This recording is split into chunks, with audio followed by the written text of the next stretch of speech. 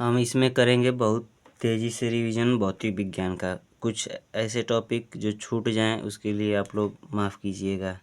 जैसे भौतिक राशि किसे कहते हैं, जिनको मापा जा सकता है उनको भौतिक राशि कहते हैं, या जिनको व्यक्त करने के लिए मात्रक और संख्यात्मक मान की आवश्यकता होती है उन्हें भौतिक राशि कहते हैं।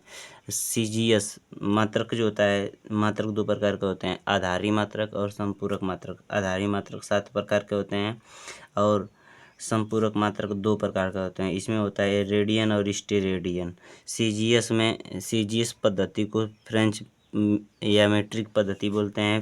FPS को ब्रिटिश और MKS को मेट्रिक। SI पद्धति की शुरुआत 1971 में पेरिस में हुई थी। F बराबर होता है G/m1 इंटू em2/r², जहाँ पर G है गुरुत्वाकर्षण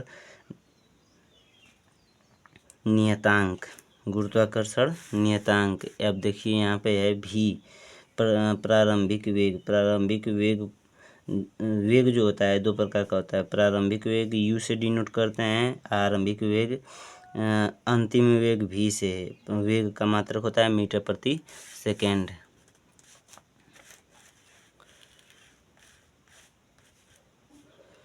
G का मात्रक होता है किलोग्राम प्रति मीटर क्यूब सेकेंड पर -2, यानी मीटर क्यूब बटे किलोग्राम इंटू सेकेंड स्क्वायर।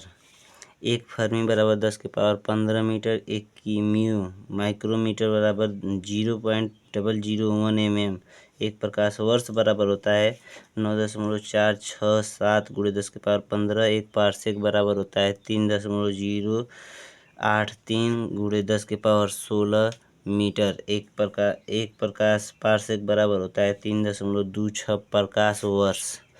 और समांगता का सिद्धांत, इस सिद्धांत के अनुसार प्रत्येक पद का मात्रक समान होता है, समांगता का सिद्धांत कहलाता है। प्रत्येक पद का मान समान होता है। खगोलीय दूरी जो होती है सूर्य और पृथ्वी के बीच की जो दूरी होती है उसे खगोलीय दूरी कहते हैं। पारसेक सबसे बड़ा मात्रक है और सबसे बड़ा मात्रक है। इसको 3.26 × 10⁻16 मीटर। प्रदीप्ति का मात्रक होता है लक्स। प्रदीप्ति इकाई का मात्रक होता है ल्यूमेन। अब यहाँ पर ग्राफ को समझेंगे। ग्राफ जो है 2 प्रकार के होते हैं, विस्थापन और समय में और वेग और समय में। तो ये विस्थापन और समय का ग्राफ है और यह वेग और समय का ग्राफ है। तो पहली स्थिति में देखेंगे, पहली स्थिति में एक समान वेग और दूसरी में वेग बढ़ेगा। तीसरी में देखिए यहाँ पर वेग बढ़ रहा है और यहाँ पर पहला में एक समान है, दूसरा में वेग बढ़ रहा है, चौथा में घट रहा है और तीसरी स्थिति जो है असंभव की है और पांचवी स्थिति जो है विराम अवस्था की। उसी तरह इसमें भी है। अब ये है गति जो होती है 2 प्रकार की होती है, क्षैतिज और उदग्र। एक वर्टिकल जैसे ऊपर नीचे और एक ऐसे पट में चलेगा गाड़ी, उसको बोलते हैं गति। V बराबर होता है U + AT। S बराबर UT + ½ AT²। V² बराबर U² + 2AS। SN बराबर U + 1/2n + 2n-1। U और A के मान को 0 मान लेने से पता चलता है कि यह किसके बीच संबंध को दर्शाता है। अब इसके आगे देखते हैं सदिश और अदिश। सदिश और अदिश क्या है? जिसमें दिशा होती है और परिणाम होता है उसे सदिश कहते हैं। जिसमें दिशा नहीं होती है, परिणाम होता है, बस केवल परिणाम होता है, उसे अदिश कहते हैं। जैसे यहाँ पर किलोमीटर 5 किलोमीटर है, किधर जा रहा है पता नहीं है, लेकिन यहाँ पर किलोमीटर है, यहाँ पर 5 किलोमीटर पूरब की ओर जा रहा है, तो यहाँ पर दिशा भी है। तो यह सदिश जो है बीजगणितीय नियम का पालन नहीं करता है, अदिश जो है पालन करता है। दूरी, यदि कोई व्यक्ति A पॉइंट से B पॉइंट तक सीधे चले तो इसे विस्थापन बोलते हैं और इस पथ से जाएगा तो इसे दूरी कहते हैं। दूरी एक अदिश राशि है जो शून्य और धनात्मक भी हो सकती है। दूरी से ही निकलता है चाल। चाल बराबर दूरी बटे समय। यह चाल भी एक अदिश राशि है। विस्थापन एक विस्थापन जो है सदिश राशि है। विस्थापन से बनता है वेग। विस्थापन और समय विस्थापन बटे समय। विस्थापन जो होता है शून्य, धनात्मक और ऋणात्मक कोई भी हो सकता है।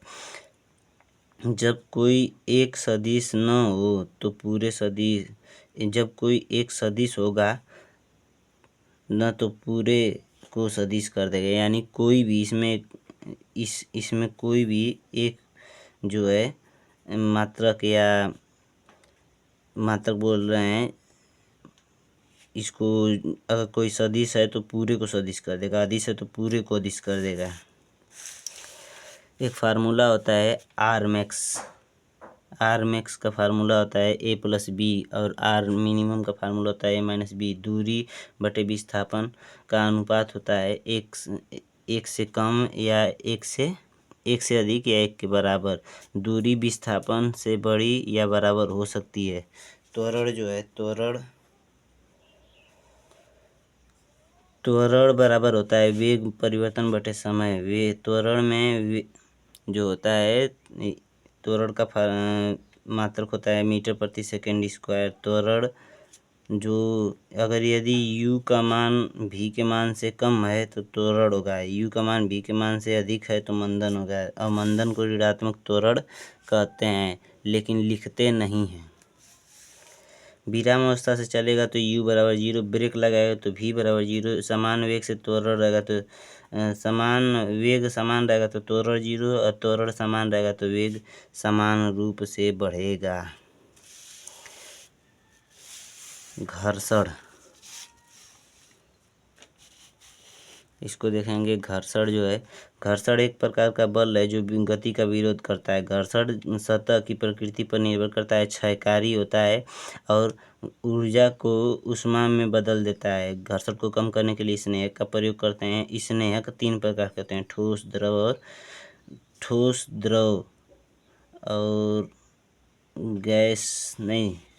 स्नेहक में जैसे ग्रीस, तेल, ये सब प्रयोग किए जाते हैं। पानी घर्षण कम करने के लिए। घर्षण के जो टाइप होते हैं स्थैतिक, सीमांत, गतिज और लोटनिक। स्थैतिक घर्षण बल सबसे अधिक घर्षण होता है, लोटनिक में सबसे कम होता है। गुरुत्वाकर्षण घर्षण गुणांक का फार्मूला होता है म्यू बराबर F/R। R जो है यह R बराबर होता है m/g।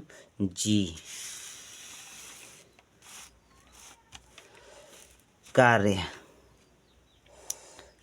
जो होता है बल लगाकर किसी दिशा में विस्थापन करने की क्रिया को कार्य कहते हैं। कार्य बराबर होता है बल गुणे विस्थापन। वस्तु उठाने पर कार्य होता है, लेकिन वस्तु उठाए रखने पर कार्य नहीं होता है। W बराबर होता है F/S W बराबर होता है F/S W एक अदिश राशि है, मतलब कार्य एक अदिश राशि है। और मात्रक जो इसका होता है जूल या न्यूटन मीटर। 1 जूल बराबर होता है 10⁷ अर्ग। यहाँ पर देखेंगे प्रक्षेप्य गति जो होती है जब क्षैतिज और ऊर्ध्वाधर दोनों साथ होती हैं उसे प्रक्षेप्य गति कहते हैं। यानी परवलयाकार प्रक्षेप्य गति कुछ इस तरह से होती है।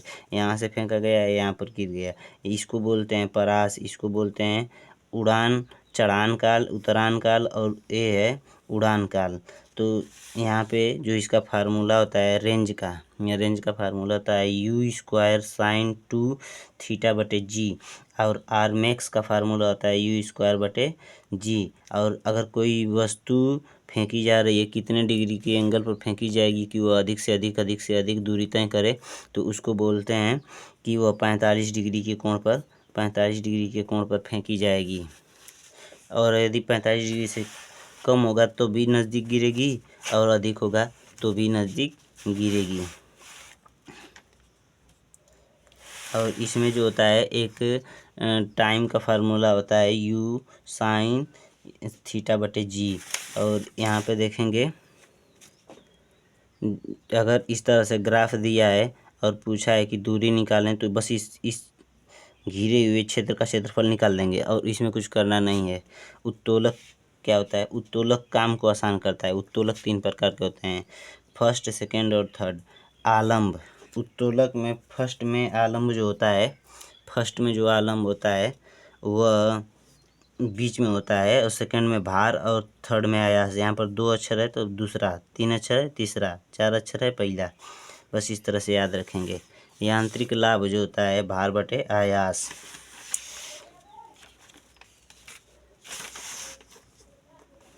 न्यूटन लॉ, न्यूटन लॉ में जड़त्व होता है। जड़त्व कोई भी पिंड अपनी अवस्था परिवर्तन का विरोध करता है, जड़त्व कहते हैं। जड़त्व 2 प्रकार के होते हैं, विराम अवस्था और गति की अवस्था का। न्यूटन का पहला नियम जो है वो कहता है कि जड़त्व की नियम की परिभाषा देता है, और गैलीलियो का नियम भी कहते हैं। न्यूटन के प्रथम नियम से बल की परिभाषा मिलती है, न्यूटन के द्वितीय नियम से बल का सूत्र मिलता है, न्यूटन के तृतीय नियम से बल की प्रकृति का पता चलता है, और न्यूटन बल का फार्मूला होता है F बराबर ma। F बराबर ma।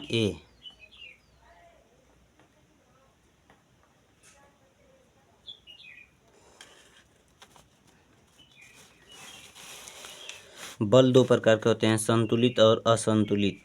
संतुलित बल जो होता है बराबर तथा विपरीत बल लगाया जाता है, इसमें गति नहीं होती है पर अवस्था बदल जाती है। और असंतुलित बल जो होता है इसमें गति और दिशा दोनों बदल जाती है। यहाँ पर आगे देखेंगे ऊर्जा।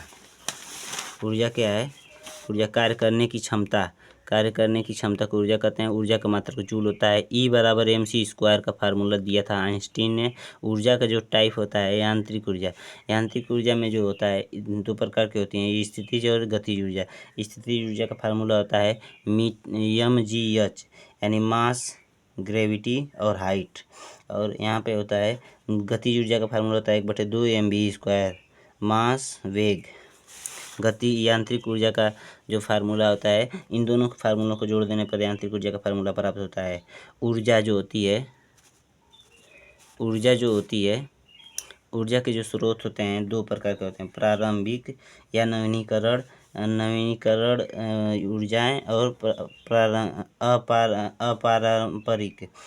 और जो होता है पारंपरिक में जो होता है अनवीनीकरण। जैसे जो नवीनीकरण जो होता है जो नष्ट नहीं होता है, और अनवीनीकरण जो होता है वो नष्ट हो जाता है।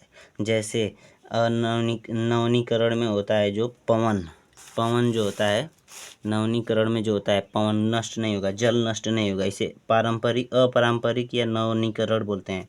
और जो पारंपरिक होता है और अनवीनीकरण होता है, इसमें जो होता है ऊर्जा नष्ट होती है। जैसे किसी मशीन की दक्षता परसेंटेज में जो निकाला जाता है आउटपुट बटे इनपुट गुणे 100, ये फार्मूला होता है। किसी मशीन की दक्षता निकालने का फार्मूला होता है। अब देखेंगे समवेग। समवेग जो होता है गति की मात्रा को बताता है। गति की मात्रा, समवेग जो है गति की मात्रा को बताता है। और समवेग में जो होता है P बराबर mv होता है। P बराबर mv होता है, इसका फार्मूला। और समवेग का जो मात्रक है द्रव्यमान मीटर प्रति सेकंड होता है। स्थितिज ऊर्जा का फार्मूला होता है mgh। और समवेग में जब इसका समवेग और काइनेटिक एनर्जी का संबंध जो होता है, जो ke बराबर p² बटे mv। और पोटेंशियल एनर्जी का जो संबंध होता है जो होता है 1/2 काइनेटिक एनर्जी k x। ये जो स्प्रिंग से संबंधित है, ये जो है Pe बराबर 1/2 kx² स्प्रिंग की ऊर्जा से संबंधित है, जहाँ पर k नियतांक है। अब देखेंगे पावर क्या है? कार्य करने की दर को पावर कहते हैं।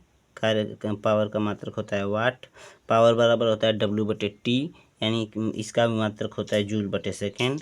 और पावर का मात्रक होता है पावर का फार्मूला होता है FAS × cos θ/t। पावर का जो मात्रक है, बड़ा मात्रक है, ये होता है किलोवाट। और छोटा मात्रक होता है HP। आवेग देखेंगे। आवेग के बारे में देखेंगे। आवेग जो है सदिश राशि है। इस बल गुणे समय बराबर आवेग होता है। न्यूटन सेकंड इसका मात्रक होता है और इसको किलोग्राम मीटर प्रति सेकंड भी कह सकते हैं। एक क्रिकेटर जो होता है, कैच लेते समय हाथों को पीछे करने पर समय बढ़ जाता है। जब वो कैच लेता है तो उसका हाथ जो है पीछे आ जाता है और समय बढ़ जाता है, जिससे चोट कम लगती है। इस आवेग के कारण ही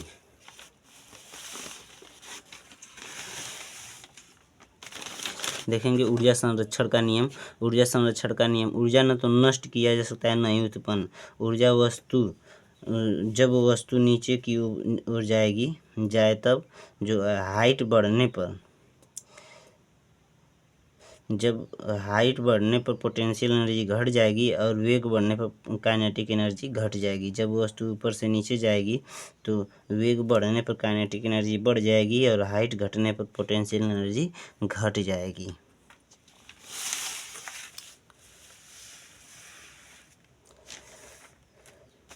यहाँ पे देखेंगे ये जो है कुछ शिमला, जैसे यहाँ पर शिमला में जो होता है ऊंचाई के कारण दाब कम होता है और क्वथनांक कम हो जाता है, जिस कारण से वाष्पीकरण की दर अधिक हो जाती है और खाना बनाने में दिक्कत होती है। दिल्ली में दाब ज़्यादा होता है और क्वथनांक ज़्यादा होता है, वाष्पीकरण की दर कम होती है। शिमला में खाना बनाना आसान नहीं है क्योंकि यहाँ पर दाब कम है और जो वाष्पीकरण की दर है वो तेज़ हो जाती है, जिस वजह से पानी जल्दी उड़ जाता है और खाना बनाने में अधिक पानी का उपयोग करना पड़ता है। बर्फ़ से संबंधित कुछ नियम है, जैसे अधिक दाब के कारण बर्फ़ नीचे से पिघलती है, बर्फ़ ऊपर से नहीं पिघलेगी। यदि किसी फर्श पर बर्फ़ को रखा गया है तो वह नीचे से ही पिघलेगी। जब बर्फ़ के दो टुकड़े आपस में दोनों तरफ से दबाव दिए जाते हैं तो दाब बढ़ने पर गलनांक कम हो जाता है और टुकड़े आपस में चिपक जाएंगे और अधिक दाब होने पर यह गल भी जाएंगे। और यह एक फार्मूला है, आर्किमिडीज का सिद्धांत है। इतने में समझ लेते हैं। जब कोई वस्तु डूबी हो, आधा डूबी आधा उभरी और यह पूरी तरह से ऊपर तैर रही हो, तो जब पूरी तरह से ऊपर तैरेगी तो उत्प्लावन बल जो है भार बल से अधिक होगा और जब आंशिक रूप से डूबी रहेगी तो उत्प्लावन बल भार बल के बराबर होगा और जब पूर्णतः डूबी रहेगी तो भार बल अधिक और उत्प्लावन बल कम हो जाएगा। इस सिद्धांत को दिया था आर्किमिडीज ने। आर्किमिडीज एक बहुत बड़े वैज्ञानिक थे, इन्होंने यह सिद्धांत दिया था।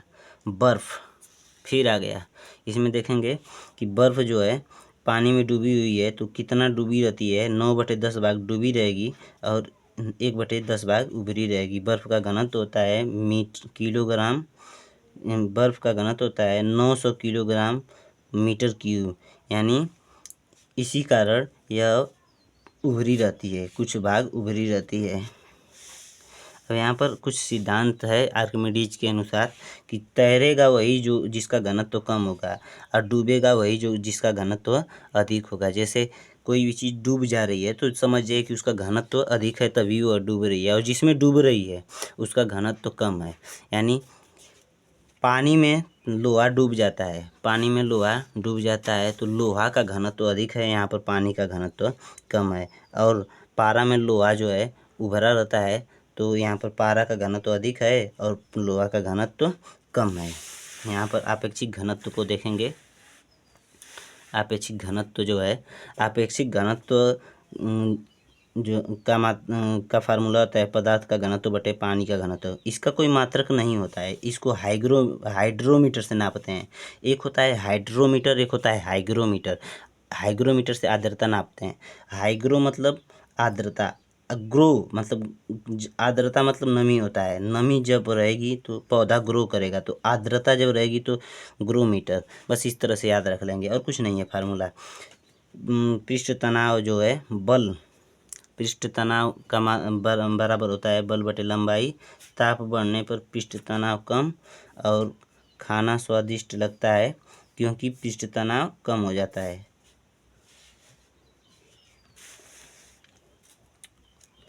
पृष्ठ तनाव कम होने से खाना जीभ पर पूरी तरह से फैल जाता है। यहाँ पर केश नली के बारे में कुछ नियम होते हैं जो हम लोग समझ लेते हैं।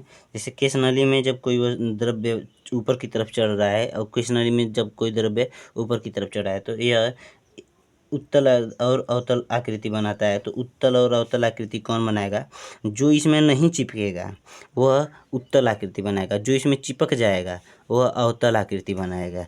जैसे पानी इसमें चिपक जाएगा, इसकी कांच की सतह पर चिपक जाएगा केश नली की सतह पर, तो यह अवतल आकृति बनाएगा। तो इससे पहचान लेंगे। परासरण द्वारा पेड़ जो है पानी को खींचता है परासरण विधि द्वारा। जो अब देखते हैं ऊष्मा जो होता है, इसमें दोस्तों पूरी तरह से शॉर्टकट बनाया गया है और जो कुछ छूट जाए तो उसके लिए माफ़ी चाहता हूँ। आगे देखते हैं कि ऊष्मा का मात्रक होता है जूल, सीजीएस मात्रक होता है कैलोरी। अणुओं की गतिज ऊर्जा के कारण ऊष्मा बढ़ जाती है। और अब अभी इसमें और कुछ नहीं है। अब इसमें देखते हैं विकृति है जो विकृति में लंबाई में परिवर्तन बटे मूल लंबाई विकृति का मात्रक नहीं होता है। यह भी मात्रक नहीं होता है। और आपेक्षिक घनत्व यहाँ पे जो था इसका भी मात्रक नहीं होता है। दोनों का याद रखेंगे। प्रतिबल का जो होता है फार्मूला बल बटे क्षेत्रफल होता है और इसका मात्रक होता है किलोग्राम मीटर के पावर -1 और सेकेंड के पावर -2। बर्नौली के प्रमेय के अनुसार देखेंगे द्रव्यमान संरक्षण का नियम का पालन करती है। P प्लस रो जी एच प्लस 1/2 रो V स्क्वायर होता है। और इसमें बर्नौली के प्रमेय के अनुसार जब कहीं दाब बढ़ जाए तो गतिज ऊर्जा कम हो जाती है और जब कहीं दाब कम हो तो गतिज ऊर्जा बढ़ जाती है। यानी गतिज ऊर्जा के कारण ही, यदि गतिज ऊर्जा बढ़ेगी तो दाब कम होगा और गतिज ऊर्जा घटेगी तो दाब अधिक होगा। तो इसी के अनुसार जो एरोप्लेन का पंख जो होता है उसकी डिज़ाइन कुछ इस तरह से होती है। और जब इधर से एरोप्लेन बहुत तेज़ी से जाती है तो ऊपर की वायु का जो है दाब जो है बहुत तेज़ हो जाता है, जिस वजह से दाब कम हो जाता है, प्रेशर कम और इधर से प्रेशर अधिक और हवाई जहाज़ उड़ने लगती है बर्नौली के प्रमेय के अनुसार। अब देखेंगे शीतलन का नियम। न्यूटन के शीतलन का नियम जो होता है उसका एक फार्मूला होता है Q1 - Q2 बटे T बराबर K Q1 प्लस Q2 बटे 2 माइनस Q0। और इसमें जो होता है यह नियम बताता है कि कोई वस्तु अगर 60 डिग्री से 50 डिग्री ठंडा होने में जितना समय लेती है उससे ज़्यादा समय लेगी 40 से 30 होने में, और 40 से 30 होने में जितना समय लेती है उससे ज़्यादा समय लेगी 30 से 20 होने में। अब देखते हैं इसके आगे ऊष्मा गति का शून्यवां नियम जो है इसमें यदि कोई किसी वस्तु का तापमान A का तापमान B के बराबर है, B का तापमान C के बराबर है, तो यह निश्चित है कि A का तापमान C के बराबर होगा। बस यह बताता है। ऊष्मा गति का प्रथम नियम जो है किसी वस्तु को दी गई ऊष्मा दो कार्य करती है, यही बताता है कि किसी वस्तु को दी गई ऊष्मा जो है दो कार्य करती है, यह आंतरिक वृद्धि और बाह्य कार्य। प्रथम नियम का जो फार्मूला होता है Q बराबर डेल्टा U प्लस W और ऊर्जा संरक्षण का पालन करता है। द्वितीय नियम ये कहता है कि कोई मशीन की दक्षता 100% से कम होती है। और इसमें देख रहे हैं कृष्ण पिंड किसे कहते हैं, यह सारे ऊष्मा विकिरण को अवशोषित कर लेता है। कृष्ण पिंड जो होता है सारे ऊष्मा विकिरण को अवशोषित कर लेता है। काजल जो है 95% ऊष्मा को विकिरण को सोखता है। पराबैंगनी जो होता है चमड़े का कैंसर, पराबैंगनी किरण जो होती है इससे चमड़े का कैंसर होता है। काले लोगों को नहीं होता है और जो गोरे लोग होते हैं उन लोगों को होता है। किरचॉफ का नियम तो आप लोग सुने ही होंगे। किरचॉफ का नियम एक अच्छा किरचॉफ के नियम के अनुसार एक अच्छा अवशोषक एक अच्छा उत्सर्जक होता है। और यह काली प्याली में एक उदाहरण है। काली प्याली में चाय जो रखी है यदि तो बहुत जल्दी ठंडी होगी, और सफ़ेद प्याली में यदि चाय रखी है तो वह जल्दी ठंडी नहीं होगी। ऊष्मा संचरण की विधि, अब इसको देखते हैं। ये छूट रहा था, ऊर्जा तो हो गया है, ऊष्मा तो हो गया है। पायरोमीटर छूट रहा था।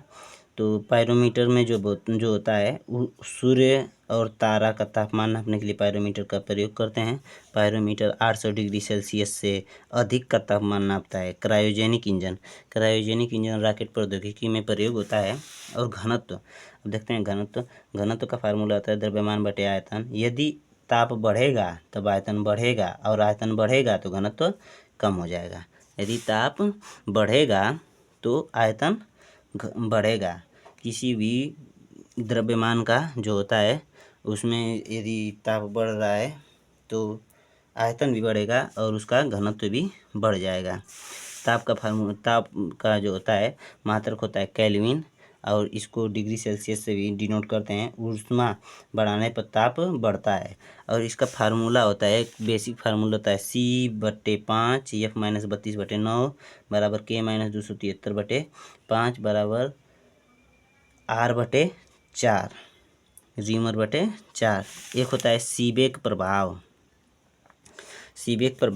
में जो होता है यदि एक पॉइंट को ठंडा दूसरे पॉइंट को हॉट, और इसमें यदि कॉपर की तार और इसमें यदि लोहे की तार को लगाया जाए इस तरह से, तो इसमें धारा प्रवाह होने लगती है। संधि पर अलग अलग तापमान रखने पर धारा प्रवाह होने लगती है। इसे सीबेक प्रभाव कहते हैं। इससे जो भट्ठियों का तापमान नापा जाता है कि कितना तापमान है, कितना अधिक तापमान है, कितना कम तापमान है, जैसे परमाणु भट्ठियाँ जो होती हैं उसमें यह प्रयोग किया जाता है इस विधि का। ऊष्मा संचरण की विधि, ऊष्मा संचरण की विधि जो होती है 3 प्रकार की होती है: चालन, संवहन और विकिरण। में जो होता है यह सबसे धीमा होता है और केवल ठोस में होता है। और यह जो होता है संवहन जो होता है अणुओं की गति के कारण होता है और द्रव्य और गैस में होता है। और विकिरण जो होता है बिना माध्यम के होता है, जैसे सूर्य की ऊष्मा पृथ्वी पर आती है बिना माध्यम के। निर्वात में भी आ सकता है। किरचॉफ का नियम तो देख चुके हैं। इंजन की दक्षता का फार्मूला होता है Q1 - Q2/Q1 × 100। यहाँ पर Q1 दी गई ऊष्मा और Q2 बराबर ऊष्मा जो इंजन देता है। अब तरंग दैर्ध्य को देखते हैं। यहाँ पर तरंग दैर्ध्य दो अलग अलग श्रृंग और गर्त के मध्य की दूरी को तरंग दैर्ध्य कहते हैं। तरंग दैर्ध्य को लैम्ब्डा से प्रदर्शित करते हैं। मात्रक मीटर होता है। व्यवहारिक मात्रक एंगस्ट्रॉम होता है। आयाम को देखते हैं। दोलन को अपने मध्य दूरी से महत्तम विस्थापन को आयाम कहते हैं। और आयाम का फार्मूला होता है V बराबर N लैम्ब्डा। अब इसको देखते हैं। इसमें जो होता है एक लाइन खींचेंगे और ये जो है 20 हर्ट्ज और ये 2000 हर्ट्ज के बीच को दर्शाएंगे। जो 20 हर्ट्ज से कम की ध्वनि होती है उसे अपश्रव्य ध्वनि कहते हैं। और जो 20 हर्ट्ज से अधिक की ध्वनि होती है उसे 20 हर्ट्ज से अधिक और 20,000 हर्ट्ज से कम जो होती है उसे श्रव्य ध्वनि कहते हैं। इसे मनुष्य सुन सकता है, इसको भी नहीं सुन सकता है, इसको भी नहीं सुन सकता है। इसको कुत्ता और बिल्ली सुन सकते हैं, और इसको जो होता है इस पराश्रव्य ध्वनि को चमगादड़ और डॉल्फिन सुन सकते हैं। यहाँ पर देखेंगे ऊष्मीय प्रसार जो होता है, ऊष्मीय प्रसार गर्म करने पर फैलेगा और ठंडा करने पर सिकुड़ेगा। यानी रेखीय प्रसार, क्षेत्रीय प्रसार, आयतन प्रसार। रेखीय प्रसार को अल्फा और क्षेत्रीय प्रसार को बीटा, आयतन प्रसार को लैम्डा से एक क्या है ये मैं भूल रहा हूँ दोस्तों। इसको आप लोग देख लीजिएगा। इसको क्या बोलते हैं, अल्फा बीटा गामा तो नहीं है, छोड़िए जानते, इसको मैं भूल रहा हूँ। और ये है इसका जो संबंध होता है 1 2 3 का होता है, और इसमें कुछ याद नहीं करना है।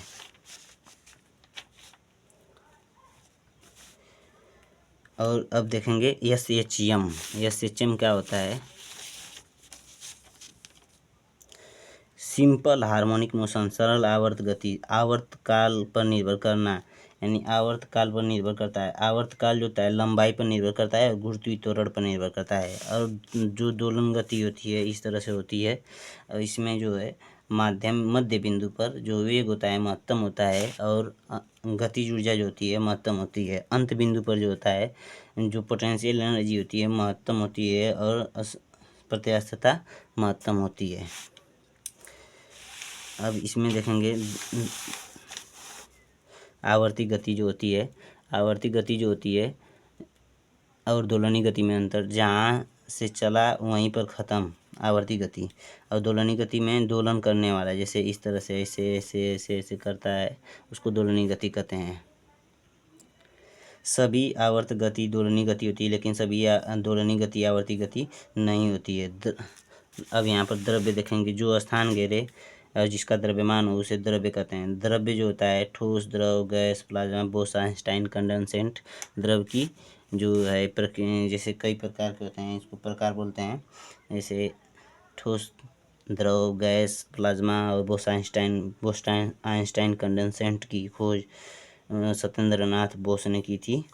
और प्लाज्मा पदार्थ की चौथी अवस्था है, बोस-आइंस्टाइन पदार्थ की पांचवी अवस्था है द्रव्य की।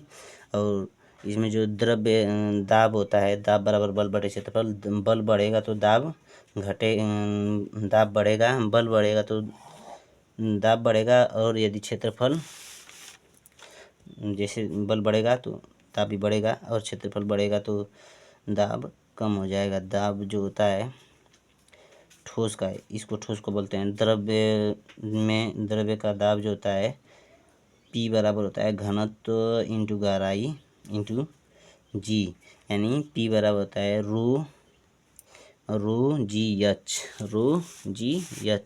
P बराबर होता है रो जी एच। और 1 बार बराबर होता है 10 के पावर 5 पास्कल। 1 मिली बार बराबर होता है 10 के पावर 2 पास्कल जो होता है। यहाँ पे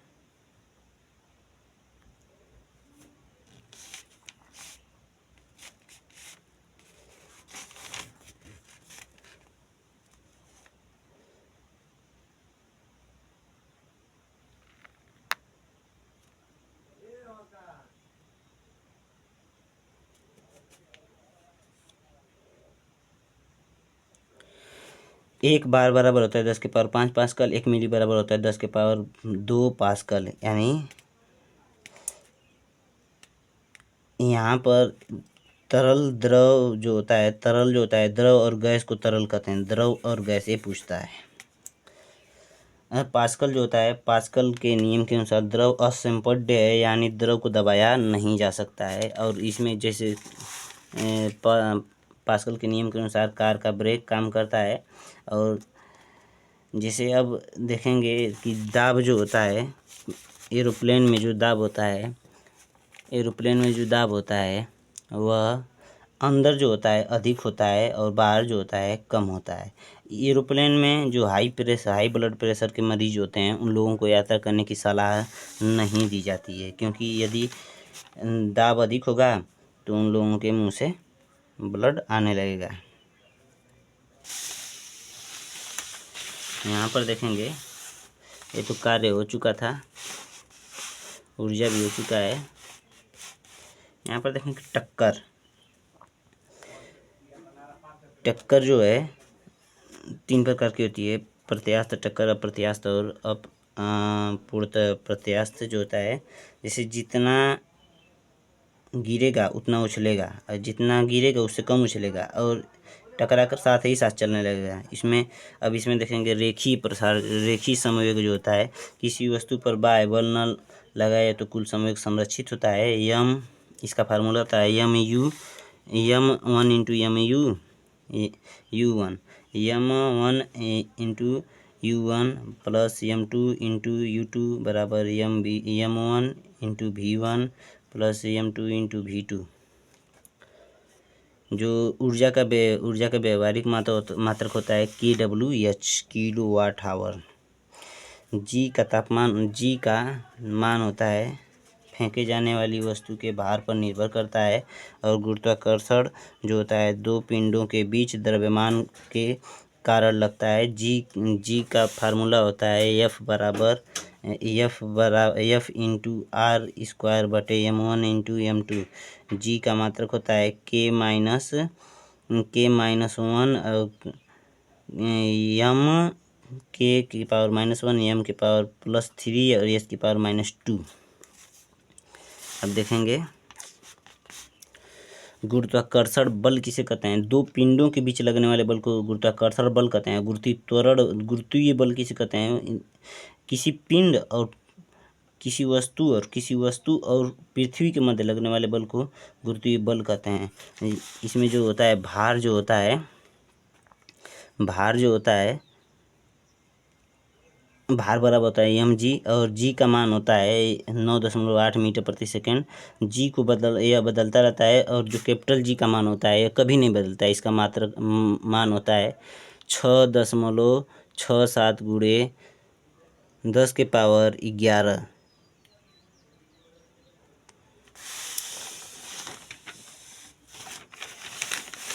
अब ये होता है द्रव्यमान केंद्र देखेंगे। जिस बिंदु पर वस्तु संतुलित हो जाती है उसे द्रव्यमान केंद्र कहते हैं। जैसे यहाँ पर इसका द्रव्यमान है, यहाँ पर इसका, यहाँ पर इसका, यहाँ पर इसका। इसको देख लेंगे। पिसा की मीनार द्रव्यमान केंद्र के ही अनुसार टिकी हुई है। टंकी की ओवरलोडिंग किसी ट्रक को ओवरलोड करने पर द्रव्यमान केंद्र ऊपर चला जाता है और ट्रक असंतुलित की दशा में आ जाता है। बल आघूर्ण देखेंगे। बल आघूर्ण वह राशि जो किसी वस्तु को घूर्णन की स्थिति में लाती है उसे बल आघूर्ण कहते हैं। इसको टो से प्रदर्शित करते हैं। बल गुणे बल बाहु और इसका फार्मूला होता है F इंटू आर। मात्रक होता है न्यूटन मीटर। और गति के प्रकार जो होते हैं रेखीय गति, उदग्र गति, प्रक्षेप्य गति, दोलन गति और वृत्तीय गति। वृत्तीय गति में जो होता है अभिकेंद्र बल जो होता है अंदर की ओर लगता है उसे अभिकेंद्र बल कहते हैं। जिस गति में बल अंदर की ओर लगे उसे अभिकेंद्र बल कहते हैं। अभिकेंद्र बल का फार्मूला होता है mv स्क्वायर बटे r। और एक होता है आवृत्ति में जो होता है आवृत्ति 1 सेकंड में चली गई दोलनों की संख्या को आवृत्ति कहते हैं। इसे n से प्रदर्शित करते हैं।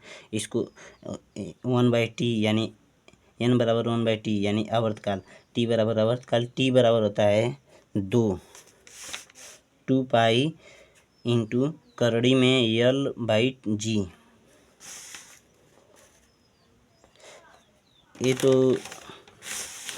ये तो देख ही चुके हैं। तो इसको देखते हैं।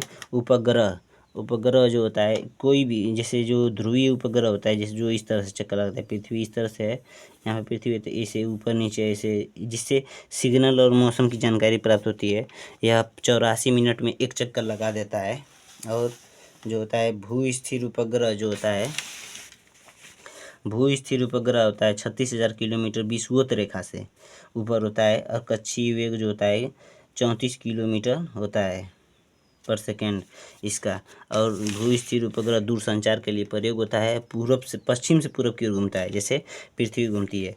ग्रहों की गति का नियम दिया था सर्वप्रथम जो होता है कापरनिकस ने दिया था। और इसको ग्रहों की गति को प्रतिपादित किया था केपलर ने। केपलर जो कर रहे थे कि कक्षा में जो कक्षा है दीर्घवृत्ताकार पथ पर कोई भी ग्रह दीर्घवृत्ताकार पथ पर घूम रहा है और कोई भी कक्षीय क्षेत्रफल जो होता है समान समय में समान होता है और इसका परिणामी काल प्रोपोर्शनल होता है सूर्य के मध्य दूरी के क्यूब के बराबर। इसका स्क्वायर, इसका टी का स्क्वायर बटे आर, टी का स्क्वायर प्रोपोर्शनल आर का स्क्वायर। और आप लोगों को हम पूरा दिखा देते हैं कि नोट्स हम कैसे बनाए हैं और इसमें आप लोग देख लीजिए। इसको थोड़ा जूम आउट करते हैं। ये था नोट्स जो पूरा हम आपको इस वीडियो में बताए हैं। पूरे 40 मिनट की वीडियो में जो छूट गया हो उसके लिए माफ़ी चाहते हैं। धन्यवाद। आप लोग इस तरह से नोट्स बनाकर रिवीजन करें और कोई भी दिक्कत हो तो आप हमारे चैनल को बता सकते हैं कि इसमें क्या गड़बड़ी थी और इसमें क्या सुधार करना चाहिए। आप लोगों के सुझाव से ही हम लोग आगे बढ़ सकते हैं। मैं सभी लोगों के लिए यह चाहता हूँ कि सब लोग बहुत फास्ट रिवीजन करें। इस वजह से मैं ऐसा नोट्स बनाता हूँ। देखने में कुछ इस तरह का लग रहा है। धन्यवाद दोस्तों।